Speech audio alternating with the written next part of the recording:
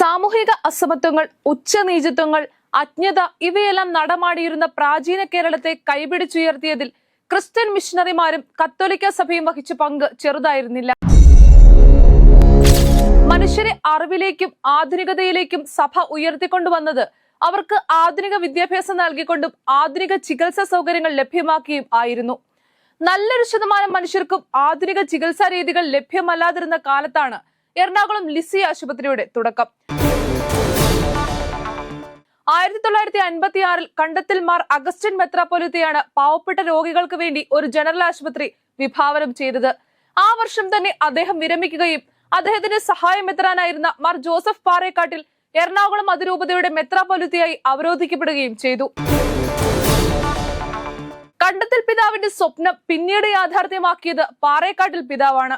വിശുദ്ധ കൊച്ചുത്രേസ്യായോട് പ്രത്യേക ഭക്തി ഉണ്ടായിരുന്ന പാറേക്കാട്ടിൽ പിതാവ് ആശുപത്രിക്ക് ലിസി എന്ന് നാമകരണം ചെയ്തു. മെഡിക്കൽ മിഷൻ സിസ്റ്റേഴ്സിന്റെ സഹായത്തോടെ ചെറിയ ഡിസ്പെൻസറിയായാണ് ലിസി ആശുപത്രി ആരംഭിക്കുന്നത്. 24 ബെഡുകൾ മാത്രമുണ്ടായിരുന്ന ചെറിയ ആശുപത്രി, ഒരു ഡോക്ടറും 3 നഴ്സുമാരും. ആശുപത്രിയിൽ നഴ്സിംഗ് സ്കൂൾ ആരംഭിക്കുന്നത് 1960-ലാണ്. 1963 ആയപ്പോഴേക്കും ANM കോഴ്സുകൾ ആരംഭിച്ചു. പിന്നീടുള്ള ആശുപത്രിയുടെ വളർച്ച അഭൂതപൂർവമായിരുന്നു.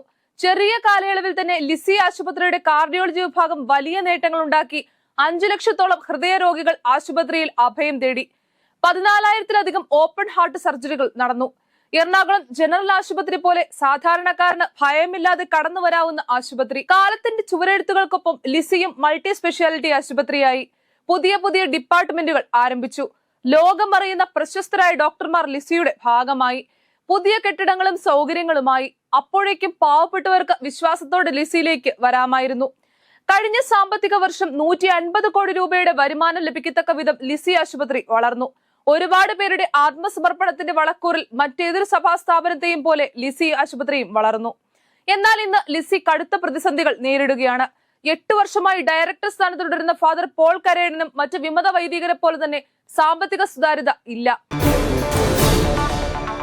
കരേടന്റെ കാലത്ത് തന്നെയാണ് കലൂരിലുള്ള PVS ആശുപത്രി കെട്ടിടം 130 കോടി രൂപയ്ക്ക് ബാങ്ക് ലേലം വഴി ലിസി വാങ്ങുന്നത്. പിന്നീട് കെട്ടിടം ആധുനികവൽക്കരിക്കുന്നതിന് 160 കോടി രൂപ ബാങ്ക് വായ്പയും എടുത്തു. കാലം ഇത്രയായിട്ടും പണികളൊന്നും പൂർത്തീകരിക്കപ്പെട്ടിട്ടില്ല. ആശുപത്രി ഡയറക്ടറായ പോൾ കരേടനും സഹ ഡയറക്ടർമാരും വിമതപക്ഷത്താണ്. അതൊരു സൗകര്യമാക്കുന്ന ഇവർ കോടാനുകോടിയുടെ ഈ ഇടപാടിൽ സഭാ അധികാരികളുമായി ചർച്ചയില്ല. Director board യോഗമില്ല. അനുമതി വാങ്ങാറില്ല. എല്ലാം തന്നിഷ്ടപ്രകാരം. പാറേക്കാട്ടിൽ പിതാവിന്റെ കാലം മുതൽ സന്യസ്തരായിരുന്ന സിസ്റ്റേഴ്സ് ആയിരുന്നു നഴ്സിംഗ് സൂപ്രണ്ടുമാരായിരുന്നത്. 30,000 രൂപയായിരുന്നു അവരുടെ ശമ്പളം. എന്നാൽ ഇപ്പോൾ കരേടനച്ചന്റെ പഴയ ഇടവകയായ എളംകുളത്ത് നിന്നൊരാളെ ചീഫ് നഴ്സിംഗ് ഓഫീസറായി നിയമിച്ചിട്ടുണ്ട്. മാസ ശമ്പളം 1.5 ലക്ഷം രൂപയാണെന്ന് മാത്രം. തന്റെ പഴയ ഇടവകകളോട് മാത്രം സ്നേഹവും കരുതലും പുലർത്തുന്ന പോൾ കരേടൻ ആശുപത്രിയിൽ പല സൂപ്പർ ന്യൂമറി പോസ്റ്ററുകളും രൂപീകരിച്ച് ഇഷ്ടക്കാരെ നിയമിച്ചുകൊണ്ടേയിരിക്കുന്നു. ആശുപത്രിക്ക് ഒരു ചീഫ് ഫിനാൻഷ്യൽ ഓഫീസർ ഉണ്ട്. മറ്റൊരു സ്ഥാപനത്തിലും കേൾക്കാത്ത വിധത്തിൽ ആ CFOയുടെ മുകളിൽ ഒരു CA-കാരൻ, അതും എളംകുളം ഇടവക വക. അയാൾക്കും ശമ്പളം 1.5 ലക്ഷം. PVS ആശുപത്രി കെട്ടിടം വാങ്ങി ലിസി മെഡിസിറ്റി ആക്കി അവിടെ ഒരു അക്വേറിയം പണിതതിന് മാത്രം ചെലവ് 72 ലക്ഷം രൂപ. ആ അക്വേറിയത്തിൽ കിടക്കേണ്ട നീല തിമിംഗലങ്ങളാണ് യഥാർത്ഥത്തിൽ ഫാദർ പോൾ കരേടനും സഹ ഡയറക്ടർമാരും. ആശുപത്രിയിൽ അശാസ്ത്രീയമായ റോബോട്ടിക് പാർക്കിംഗ് സൗകര്യം ചെയ്ത് പൊടിച്ച ലക്ഷങ്ങൾ വേറെ. എറണാകുളം ജനറൽ ആശുപത്രിയിൽ പോലും ദൈനംദിന ചെലവുകൾക്കുള്ള പണം ആശുപത്രി വികസന സമിതി കണ്ടെത്തുന്നത് ക്യാന്റീന്റെ വരുമാനത്തിൽ നിന്നാണ്. എല്ലാ ആശുപത്രികൾക്കും ക്യാന്റീൻ വലിയൊരു വരുമാന മാർഗമാണ്. പക്ഷെ ലിസി ആശുപത്രിയിൽ മാത്രം ക്യാന്റീൻ നടത്തിപ്പ് വലിയ നഷ്ടത്തിലാണ്. വിമത വൈദികരുടെയും അവർ തെറ്റിദ്ധരിപ്പിച്ചുകൊണ്ട് നടക്കുന്ന കുറെ അൽമായരുടെയും സംഗമങ്ങൾക്കും സമ്മേളനങ്ങൾക്കും കുറെ കാലമായി സൗജന്യ ഭക്ഷണം നൽകുന്നത് ഈ ക്യാന്റീനിൽ നിന്നാണ്. തന്നിഷ്ടപ്രകാരമുള്ള തന്റെ ഇടപാടുകൾക്ക് വിമത നേതൃത്വം നൽകുന്ന പിന്തുണയ്ക്ക് കരേടന്റെ ഒരു ചെറിയ പ്രത്യുപകാരം. എല്ലാ ബാധ്യതയും ആത്യന്തികമായി വന്നു ഭവിക്കുന്നത് സഭയുടെയും വിശ്വാസികളുടെയും ചുമലിൽ. നഴ്സിംഗ് ഓഫീസറും CFOയുടെ മുകളിൽ നിയമിച്ചിരിക്കുന്ന CA-കാരന് മാത്രമല്ല ലിസിയിൽ 1.5 ലക്ഷം ശമ്പളം. ഫാദർ പോൾ കരേടന്റെ ഇഷ്ടക്കാരനായ PROയുടെ ശമ്പളവും മാസം 1.5 ലക്ഷമാണ്. കാട്ടിലെ തടി തേവരുടെ ആന, വലിയട വലി. പാവപ്പെട്ട മനുഷ്യർക്ക് സൗജന്യ നിരക്കിൽ ചികിത്സ കൊടുക്കാൻ മാർ കണ്ടത്തിൽ പിതാവും മാർ പാറേക്കാട്ടിൽ പിതാവും ആരംഭിച്ച കഴിഞ്ഞ സാമ്പത്തിക വർഷം 150 കോടി വരുമാനം നേടിയ ലിസി ആശുപത്രി 50 ലക്ഷം രൂപ പോലും ചാരിറ്റി പ്രവർത്തനത്തിന് ചിലവഴിച്ചിട്ടില്ല എന്നത് കണ്ടെത്തിയത് സർക്കാർ ഓഡിറ്റർമാരാണ്. ഇന്ന് 2000-ഓളം ബെഡുള്ള ആശുപത്രിയാണ് ലിസി. പക്ഷെ ആശുപത്രിയുടെ നട്ടലായ ഡോക്ടർമാരും നഴ്സുമാരും അസംതൃപ്തർ. ബോർഡ് യോഗങ്ങൾ വിളിച്ചിട്ടും നാളേറെയായി. രൂപതാ മിത്രന്റെ സാന്നിധ്യമോ മേൽനോട്ടമോ അനുമതിയോ ഒന്നിനുമില്ല. വിമതത്വം പറഞ്ഞ് ഇവർ അനുവദിക്കുന്നില്ല എന്നതാണ് സത്യം.